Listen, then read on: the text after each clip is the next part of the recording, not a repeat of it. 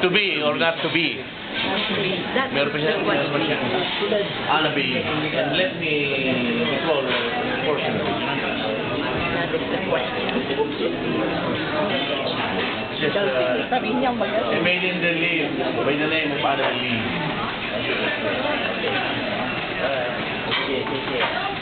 A maiden she lived with no other thought but to love and be loved by me. I was a child and she was a child in this kingdom by the sea.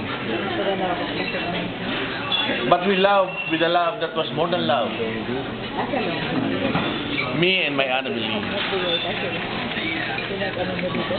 With the love that the winged seraphs of heaven coveted her and me. No, I cannot remember the others. Continue that. Okay? So now, I'll do it in our next reunion. I want you to say something before we part. Since you're the, you're the dedicator of all these things, Okay. Yay! In Tagalog, ha? before we part, so you're happy. Dito ba sa gitna? Tama nito. Itong negosyo yun eh. Ito libre ito.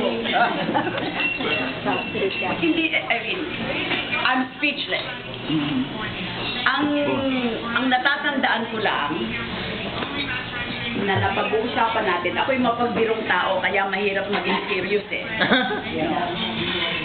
Pero yung pag nakakatanggap kayo sa akin ng email, na nagtatanong ako kung sino sa mga kalalakihan, kahit ka ibang year, umami naman kayong na may nagkakras sa akin.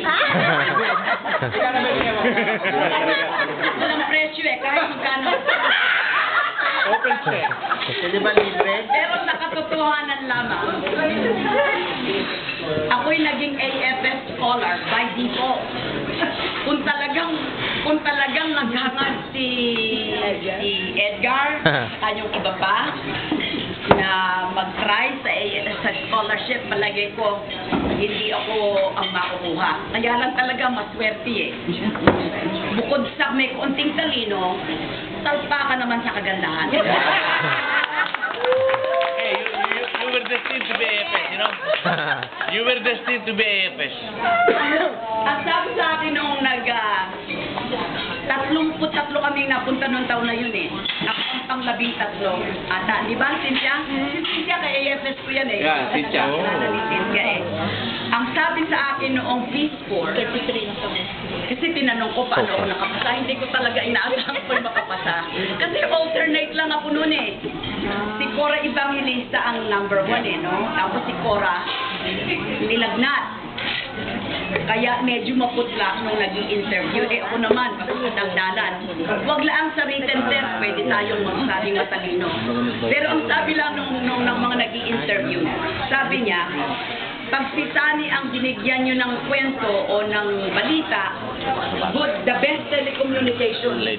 Tell Sunny and everybody will know about it. Kaya kung may sikreto kayo, huwag nyo sabihin sa akin. You want to announce it, tell it right away. Pero ako'y nagpapasalamat na kahit paano, with an average intelligence, okay, Napaka-humble mo naman. with a lot of good luck. Okay. Kasi itong asawa ko, kaya ako napangasawa nito, malabo mata.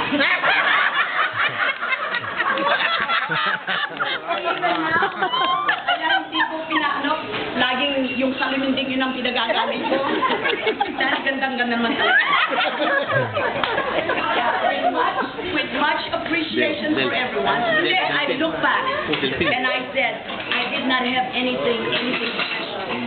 It is just a matter of good luck.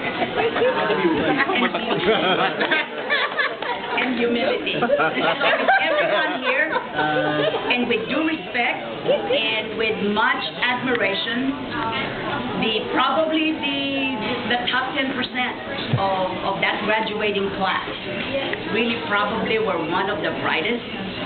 And not only are they bright, but they have their heart in the right place. Because with enough smarts, not very many good things can happen. But with the right amount of intelligence, with a lot of heart, and a lot of what do you call it in Tagalog? May kagitingan eh. He is born to be great. Maybe not nationally, but one of these days. acknowledged as one of the heroes of Make Hawaiian Institute and Make Hawaiian College too. Our hearts